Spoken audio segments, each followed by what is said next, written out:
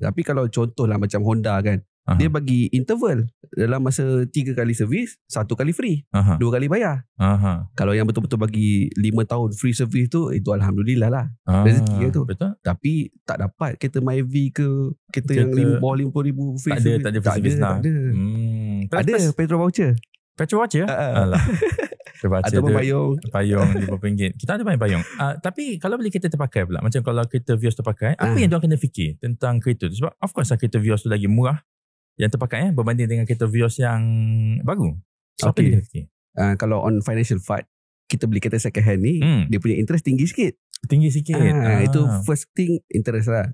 Bila kita kira balik, okay, mungkin kereta baru interest dia rendah, 2.9 ke 2.6. Yang kereta baru 3.7, 3.8, based on dia punya education background level lah kat situ kan. Bila kita kira balik, okay, kalau kereta baru ni aku bayar sebulan dalam RM470. Kereta second hand ni, bila dah kira dengan interest tu, 420, beza sikit je dekat situ.